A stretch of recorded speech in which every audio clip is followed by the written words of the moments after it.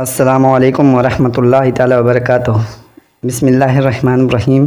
حضرت عیسیٰ علیہ السلام نے بنی اسرائیل کے سامنے اپنے نبوت اور معجزات کا اعلان کرتے ہوئے یہ تقریر فرمائی جو قرآن مجید کے سورہ ال عمران میں ہے، جس کا ترجمہ یہ ہے کہ وہ رسول ہوگا بنی اسرائیل کی طرف فرماتا ہوا کہ میں تمہارے پاس ایک نشانی لایا ہوں تمہارے رب کی طرف سے کہ میں تمہارے لیے مٹی سے پرندے کی صورت بناتا ہوں، پھر میں اس میں پھونک مارتا ہوں تو وہ فوراً پرندہ ہو جاتی ہے اللہ کے حکم سے، اور میں شفا دیتا ہوں مادرزاد اندھے اور سفید داغ والے کو، اور میں مردے زندہ کرتا ہوں اللہ کے حکم سے، اور میں بتاتا ہوں جو تم کھاتے اور جو تم اپنے گھروں میں جمع کر کے رکھتے ہو، بے شک ان باتوں میں تمہارے لیے بڑی نشانی ہے اگر تم ایمان رکھتے ہو۔ اس تقریر میں آپ نے اپنے 4 معجزات کا اعلان فرمایا۔ نمبر 1، مٹی کے پرندے بنا کر ان کو پھونک مار کر اڑا دینا۔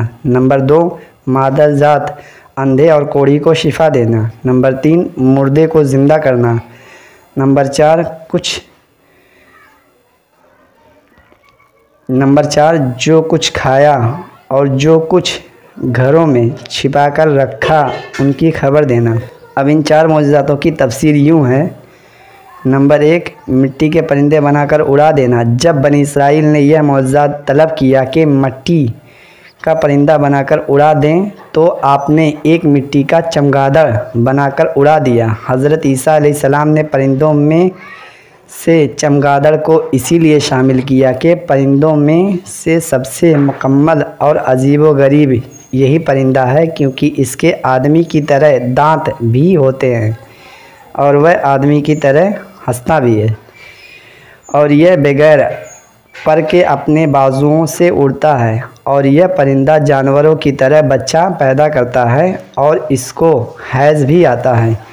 روایت میں آتا ہے کہ جب تک بنی اسرائیل اس پرندے کو دیکھتے رہتے تب تک یہ پرندہ اڑتا رہتا، اور جیسے ہی ان کی نظروں سے اوجھل ہو جاتے تو وہ گر کر مر جاتا۔ ایسا اس لیے ہوتا تھا کہ خدا کے پیدا کیے ہوئے اور بندے کے پیدا کیے ہوئے میں فرق مور امتیاز باقی رہے۔ نمبر 2، مادرزاد اندھے اور کوڑھی کو شفا دینا۔ روایت ہے کہ ایک دن میں 50 اندھوں اور کوڑھیوں کو آپ کی دعا سے شفا حاصل ہوئی کہ وہ ایمان لے آئیں گے۔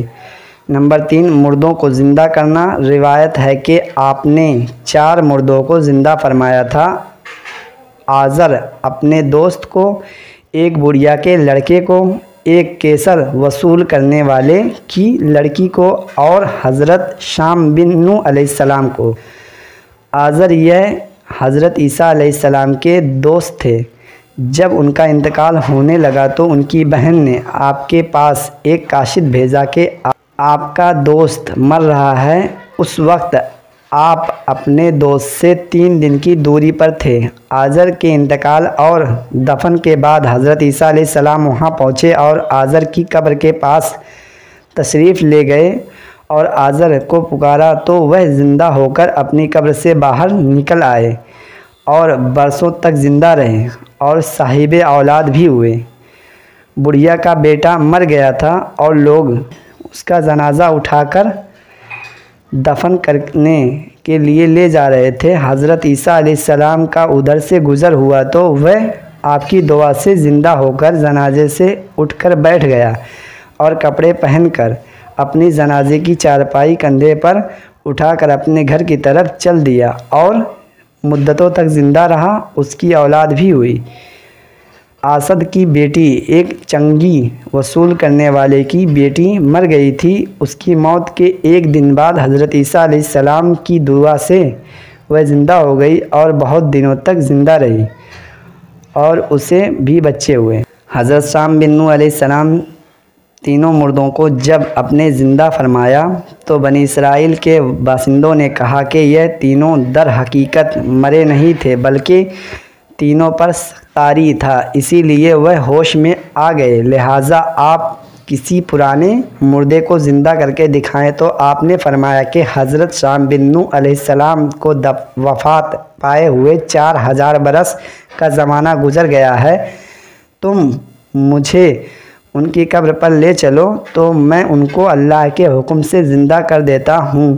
تو آپ نے ان کی قبر کے پاس جا کر اسم اعظم پڑھا تو فوراً ہی حضرت شام بن نوح علیہ السلام قبر سے زندہ ہو کر نکل آئے اور گھبراتے ہوئے پوچھا کہ قیامت قائم ہو گئی ہے۔ پھر وہ حضرت عیسیٰ علیہ السلام پر ایمان لائے۔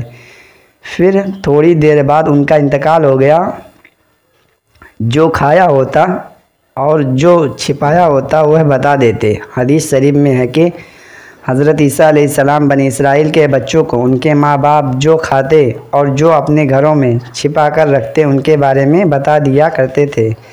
جب ان بچوں کے ماں باپ نے ان سے پوچھا کہ تمہیں ان باتوں کی خبر کیسے ہوتی ہے، تو بچوں نے بتا دیا کہ حضرت عیسیٰ علیہ السلام انہیں بتاتے ہیں۔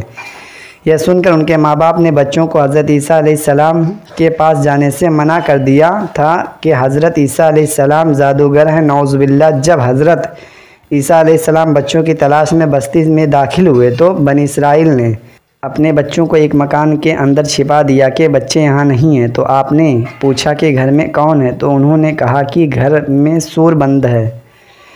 تو آپ نے فرمایا کہ اچھا سور ہی ہوں گے۔ چنانچہ لوگوں نے مکان کا دروازہ جب کھولا تو مکان میں سے واقعی سور نکلے۔ اس بات کا بنی اسرائیل میں چرچا ہو گیا اور بنی اسرائیل نے غصے میں آ کر آپ کے قتل کا منصوبہ بنا لیا۔ یہ دیکھ کر آپ کی والدہ بی بی مریم رضی اللہ عنہا آپ کو ساتھ لے کر مصر کو ہجرت کر گئی۔ اس طرح آپ ان سے محفوظ رہے۔ اگر ویڈیو پسند آئے تو اسے لائک کریں اور ہمارے چینل سے مرید ہونے کے لیے پاس والے ریڈ بٹن کو کلک کر دیں۔